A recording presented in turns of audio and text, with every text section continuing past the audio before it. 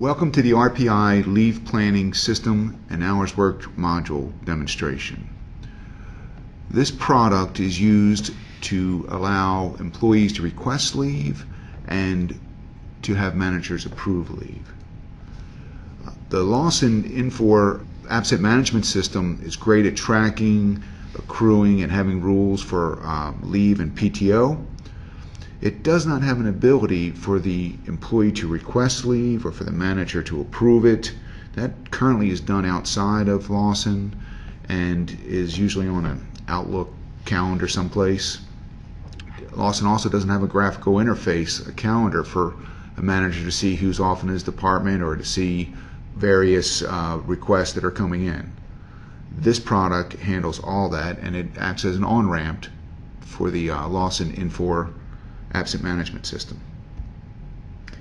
We're going to go ahead and show you a day in the life of both a normal employee who's also hourly and is going to put in, we have the hours worked module attached with the leave calendar, and we're also going to show you the MSS side for the manager leave calendar and hour work calendar and everything that goes along with that.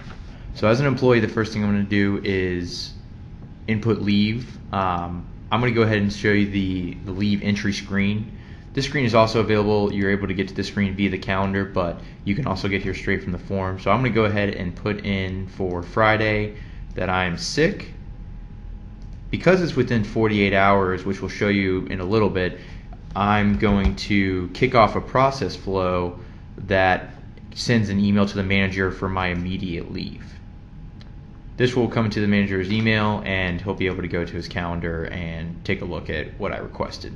So if I go to my calendar, I can see that I've requested, it's here in blue. If you look up at the legend here, we have a couple different color codes, but blue is a leave request. It's not been approved or denied so far, but I did request off for tomorrow.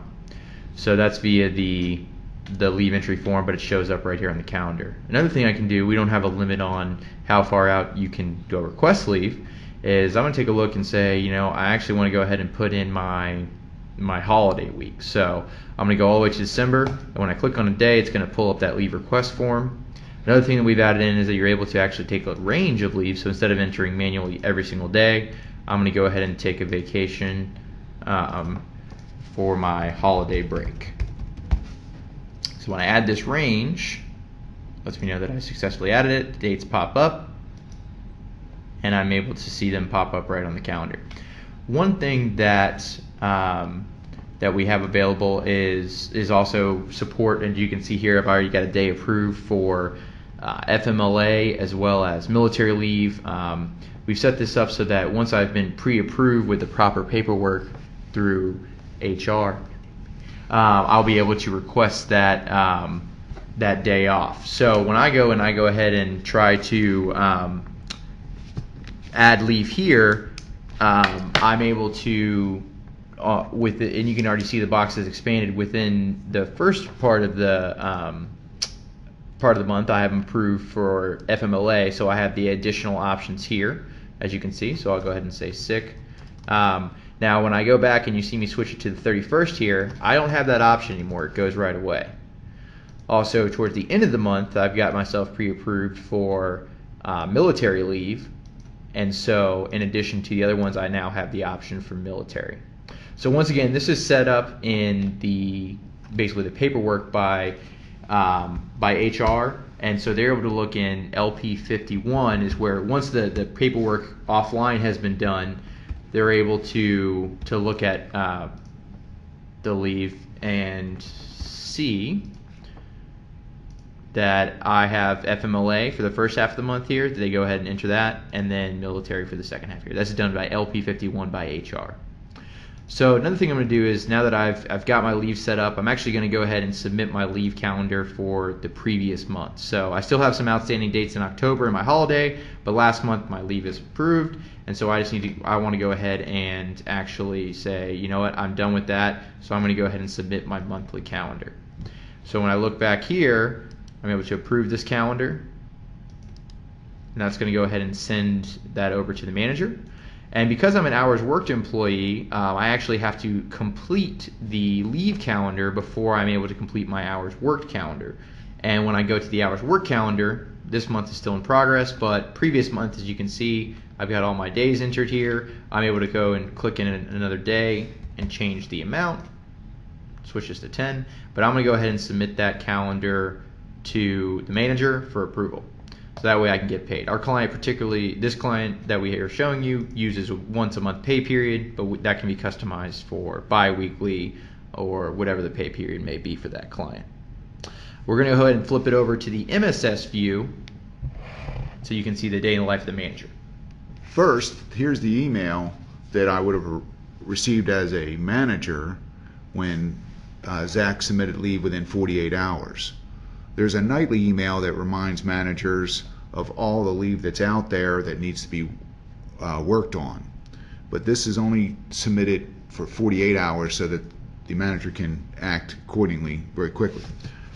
On the manager side, I can go in and I'm going to bring up the manager self-service, leave approval, and I'm going to bring up the calendar. And so right now I see some requests in blue. The green are approved. This is the legend right here. So what I want to do is I want to go ahead and say, you know what? I'm looking at different people, and if I wanted to, I can just click here. These are old jury duties that I forgot to work on.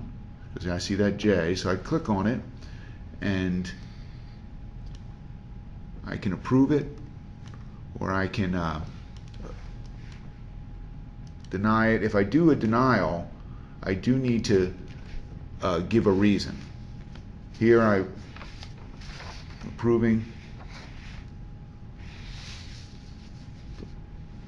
So now you might say, wait a second, I got to go through every calendar to see who's asked. This is just a graphical method. You can also go by a list method and see what work is out there for me to approve. So I'm going over to MSS Leave Action, and this will show me anybody that has submitted leave to me that needs action. Right now I've got a handful out there. Here are the ones that here's the Christmas that Zach requested. They look okay to me. Here's 10/27 leave. I don't know if he was really sick, so I'm going to deny that one. Robert Zimmerman, he's got one for Halloween. I don't know if, Halloween is not a good reason. I'm a mean manager. So the other ones look okay to me for Christmas. Now what you'll notice is as it goes through, this will be okay because it has a reason. This one, it'll stop here because I don't have a reason. This here shows me the if I want to display comments that the employee has given me, I can do that. So right now I'm going to go ahead and submit this. And here I stop because, hey, you forgot to put a reason for the denial. And I say, okay, so let me put one in there.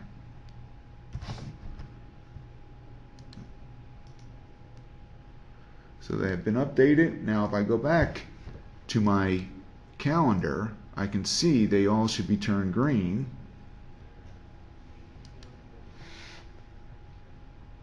And here are all the ones I approved. And I can go now to December and double check that they are approved, as I did approve Mr. Zimmerman along with Chester Burnett, which is Zach. Okay, so this system is built for auditing so that I cannot submit as a manager leave for an employee that reports to me, but what I can do is give them a reminder to submit one. And what we'll do is we'll go ahead in here and we'll say, okay, let's do a leave reminder. And I'm pretty sure Zach was sick, which is Mr. Chester, and he was sick, let's say Monday.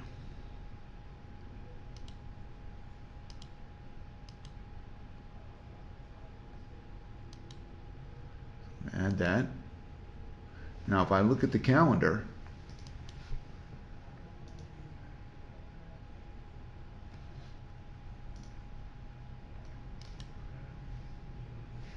you'll see that it's yellow right here for Mr. Burnett. Well, what I'm expecting Zach to do is go ahead and add that. But if he tries to delete it, okay, which he's going to do now, off-site, and I'm going to go in and I'm going to say, well, wait a second, since it's deleted, let's go ahead and refresh it. And it's gone, but I'm going to go ahead and say, wait a second, I didn't delete that, so let me see what's going on here.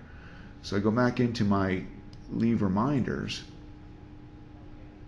and now I've got where instead of just delete as an option, I've got resubmit, because he has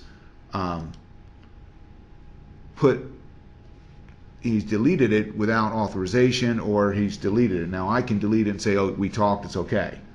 That said, I still want him to take that sick day. So I've resubmitted it, and now Zach is being a good employee and he's going to actually request leave. So with that said, I'm going to go back to my calendar and see that it's yellow. Now once he goes ahead and requests leave, it'll turn blue, and so I'm going to refresh my calendar and it's blue. So I'm going to click on that and approve it real quick.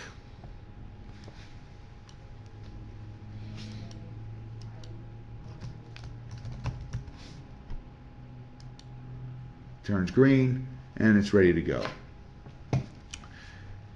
Now I'm going to go, since Zach submitted his monthly calendar, I've got to approve those as well. That's an auditing tool so that each month an employee can verify that he in fact did have his leave and whatever is recorded for him is correct. So that gives him a chance to dispute it or agree. Now this is needed even when they don't take leave and they'll just have zero leave showing. So I can click on the employee calendar to see what it looks like, and I see that yep, he was out, and there's some annual that was already recorded. I go back and I'm like, you know what, I'm going to approve that. Now this particular person, Mr. Zimmerman here, is saying he has to approve his initial balances, and I can send him a reminder to do that. That's when he first enters into the system. So now he's all set for the calendar. Now we're going to go to the hours worked and see what's going on with that. Zach had approved and submitted his calendar, or his hours worked, and that was Mr. Chester Burnett, and you can see employee approval yes. On the hours worked, as a manager, I can update that. I do not need to have the employee do everything. So I'm going to change some things here. I'm going to go ahead and put in 8 hours, okay, and you'll see that it does update. So from 151, I'm going to go say 8, and I come back over, and it goes up to 159. I know that's correct, so I'm going to go ahead and approve that. I'm going to save it. I can save it and not approve it if I want to go talk to him.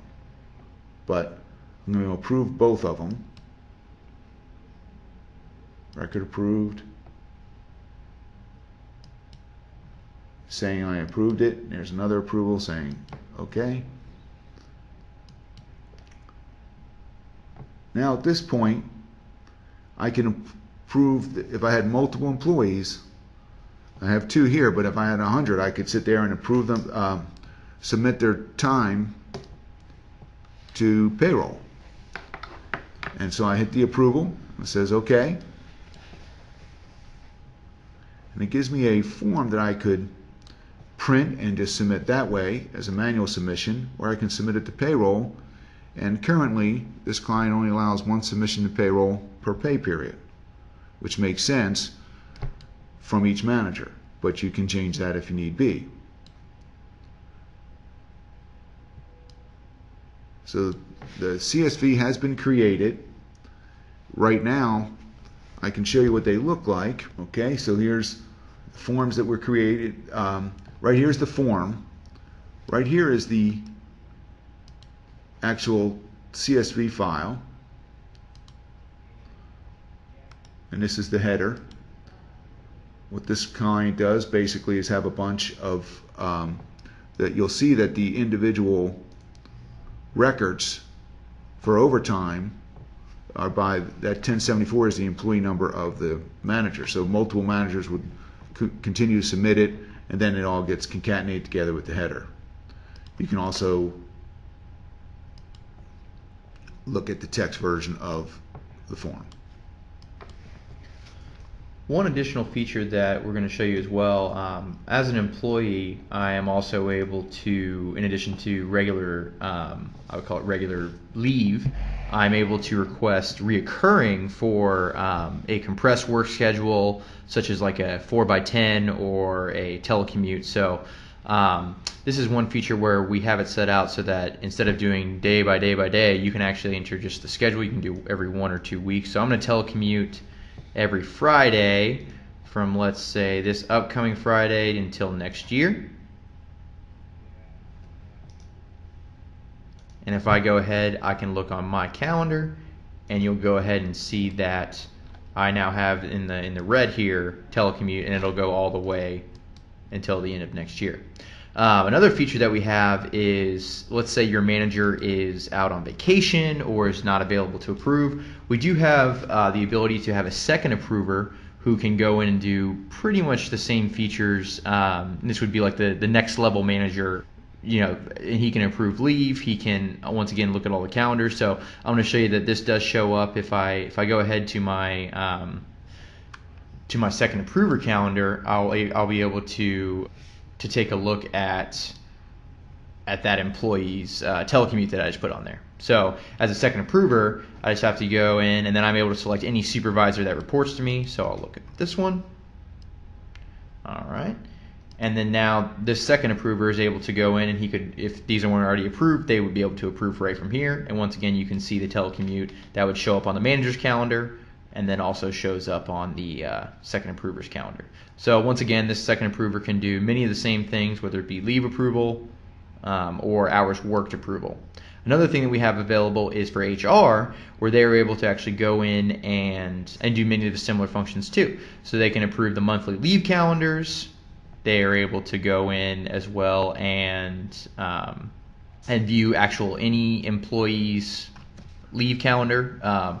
So they'll get the same view that I would as the employee. So if I go in here, show you Chester Burnett again, and they're able to look right at as the employee view of the calendar. So the HR has many options available to them. You know, if for instance the manager or the second approver was not available. And they also answer questions if the employee has questions. Hey, I want to look at, this is what my calendar looked like. The HR people can see it. And they also have additional audit functions as well. Well, that is the RPI leave calendar. Thank you again for your time. We appreciate it. Have a good day.